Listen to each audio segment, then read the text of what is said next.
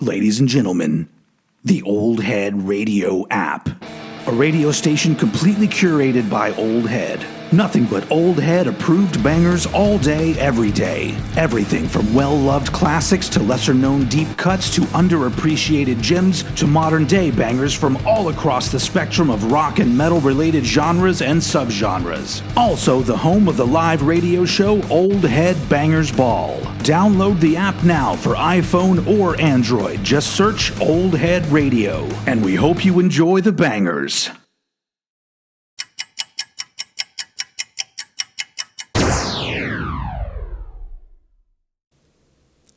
August 1985. Welcome to another episode of 40 Years Ago This Month, the show where this guy talks about that stuff. Let's go. We are hurtling towards the end of this year, folks, the end of 1985/2025, but there's still plenty more to talk about. Nothing really jumped out at me in the world of music news for this month in 1985, so let's just jump right into the top songs and albums of the month. On the Billboard charts in the US for the first 3 weeks of August 1985, the number one song in the country was Shout by Tears for Fears from their amazing album Songs from the Big Chair. And this, I think, was my introduction to Tears for Fears, because I don't think I heard anything off of The Hurting. I was a little bit too young, I think, at that point. And at this point, I was listening to the radio and watching MTV more. And I remember hearing Shout, I think, on the radio, and then immediately asking my mom to go buy me the album, which she did on cassette. And we will talk about that album a little bit later. I mean, we already talked about it a bunch, but we'll talk about it again. And for the last 2 weeks of August 1985, because this is one of those weird weeks where the reporting weeks, there's 5 of them, doesn't matter. But for the last 2 weeks, the number one song in the country, The Power of Love by Huey Lewis and the News from Back to the Future. And I think I said this last time, but this song is really one of the quintessential 80s pop songs, pop rock-ish songs, to me anyway. Really evokes the spirit of especially the mid-80s. And as far as I've heard, not actually written for the movie. It was just an extra song that they had, and the producers of the movie asked for a song from them. They gave them that song, but then they ended up writing a song for the movie, which is called Back in Time, which is also a great song. But this one right here, this is a song they just had laying around. Just power of love, whatever. All right, moving on to the top albums of 1985, August to be specific. For the first week of August 1985, the number one album in the country, this one right here, Songs from the Big Chair, Tears for Fears. Was this in the charts last month? I think this came out last month. I don't remember. It's all a blur at this point. But this album is so fucking good. I talked about it last time, or whatever time I talked about it, but don't worry, I'm not done talking about it yet. For the next 2 weeks, the number one album in the country was Reckless from Bryan Adams. His fourth album? I mean, to me, this, I always thought this was his first album, but I guess it was just his first, massive album. He had hits before, but this was, the one. Summer of '69, I believe Run to You is on this too. And then as we discussed on a previous episode, the song Heaven, which I had totally forgotten about, also on this album. But anyway, he got to enjoy 2 weeks at the top of the charts, Bryan Adams. And what?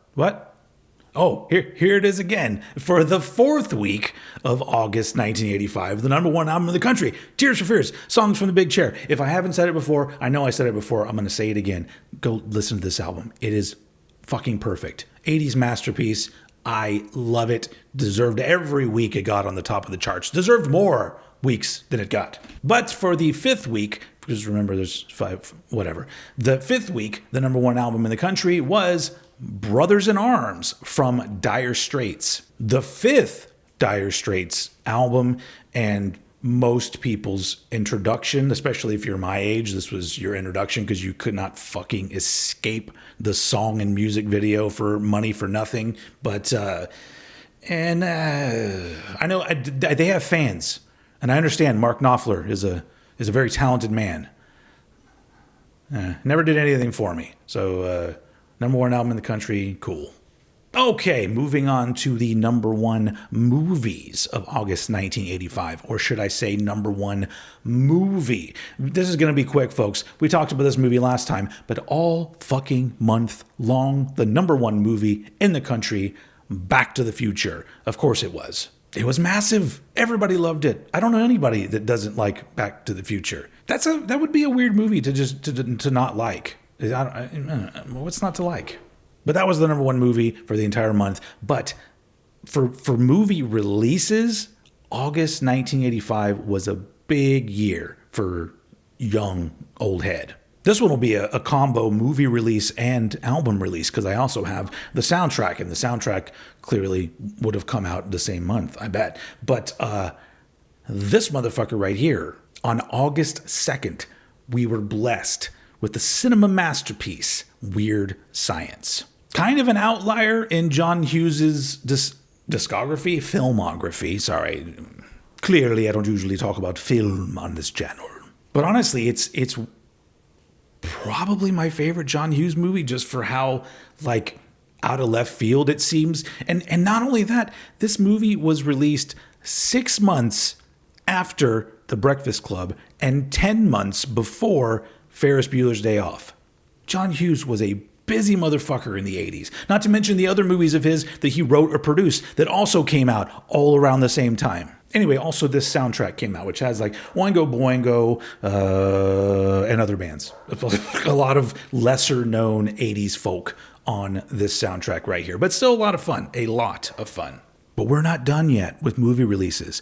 On August 9th, 1985, Pee-wee's Big Adventure was released. Another movie that I absolutely loved when it came out. And this is one of those cases where a movie was very enjoyable to me as a young person for very young person reasons. And then I watched it again as an adult in years and years and years, many times after. And there was always something about it that was still very enjoyable to me, but didn't seem like I was watching a kid's movie. Not a lot of movies you can say that about. So it's one of these oddities and one of the reasons I love it. A movie that brings generations together. But we're not done talking about movies yet, even yet. In fact, we've got a day where 2 great comedies came out on the same day. On August 23rd, 1985, you've got Better Off Dead with John Cusack. Come on. Speaking of unique movies of the time, yeah, it's still a movie that I still watch today, and I'm still like, man, it was definitely a little bit strange for, I guess, the target audience at the time. Just enough of the teen comedy kind of stuff in there for the normies, but you watch this movie, you know it was made for the weirdos. Also, okay, this is the last one, I swear. Also released on August 23rd, 1985, Teen Wolf. 1 month after Back to the Future came out and was a massive success, was still a massive success, you get another Michael J. Fox comedy, which is also a classic to me. In fact, I think back in the day when I was a kid, as much as I loved Back to the Future, I'm pretty sure I watched Teen Wolf way more. It did something else for me. Maybe it was because even back then I knew that I would turn out like this. But yeah, it came out a month after Back to the Future, but was actually filmed before Back to the Future. So good on that movie company, because I imagine like the other way around, Back to the Future still would have been a big success. But I bet if Teen Wolf had come out first, it may not have done that great. And then everyone would have started to get cold feet like, I don't know about this Michael J. Fox kid. But things worked out the way that they did, and the rest is history. No need to go back and change anything, Marty. All right, moving on to the album releases of August 1985. On August 12th, one of my favorite... So we're talking about, in this episode, 2 of my favorite albums of the 80s. You had Songs from the Big Chair, Tears for Fears. And then on August 12th, Play Deep, the debut album from British band The Outfield. Look. I know everybody knows the song Your Love, one of the greatest songs of the 80s, in my opinion. But the entire album is that good, in my opinion. And there were other hits. I'm pretty sure Say It Isn't So was a hit, and All the Love was also a hit. Amazing songs, amazing album. This, oh God, I can't stress it enough. If you just know the one song or don't remember, the other songs or whatever, come on, just do it. I think everybody in this band is dead now. How morbid. Or I'm sorry if one of you isn't. I'm sorry I killed you off, but I think they are. But the music lives on. Outfield, play deep. All right, moving on to August 16th, the second album from the Red Hot Chili Peppers, Freaky Styley. This was the second Chili Peppers album I ever heard. My first was Mother's Milk, and then I found this one in a cutout bin at the local record store, and I absolutely love this album. In fact, I think this is probably my second favorite Chili Peppers album after Mother's Milk, obviously. Produced by George Clinton, if you didn't know that. But this album is so much fun. This album is like one huge party, and pretty much nothing on here sounds like the Chili Peppers that you're thinking of when I say the Red Hot Chili Peppers, the more modern Chili Peppers. Pretty much none of this sounds like that. Anyway, this album's a lot of fun. Came out August 16th, 1985. Also on August 16th, I do not have this one on vinyl, unfortunately, the third and final Pantera album with Terry Glaze on vocals, I Am the Night. And I know this period of Pantera is divisive, whatever. Well, I guess all of Pantera is divisive or divisive, however you fucking pronounce words. It divides people. But this era specifically divides a lot of people. I happen to really enjoy it. And of their first three albums, I think this is probably my least favorite, because it was clear they needed a change. And then next album, obviously, they bring on Phil Anselmo. All four of those albums, though, if you didn't know, produced by Jerry Abbott, who was the father of Diamond Vinny. Rest in peace to all of them. They're all gone. All right, last but not least, on August 30th, 1985, Stormtroopers of Death, or SOD, Speak English or Die, aka You could make that album these days. Yes, an album filled with edgy, tongue-in-cheek humor, and a lot of people don't get the joke, including the vocalist of this band. Billy Milano, the vocalist of this band, also ended up in MOD. Well, he started MOD, Methods of Destruction. That's not the same, not of death. It's just whatever. And Dan Loker on bass. But this album, if you did not know, fun fact, was recorded during the recording sessions for Anthrax's album Spreading the Disease. They had a little extra time, and they just popped out another fucking masterpiece. Jeez, leave some masterpiece in for the rest of us. Anyway, this is an absolute fucking classic, an absolute blast, and in my opinion, should have been the only thing this band did.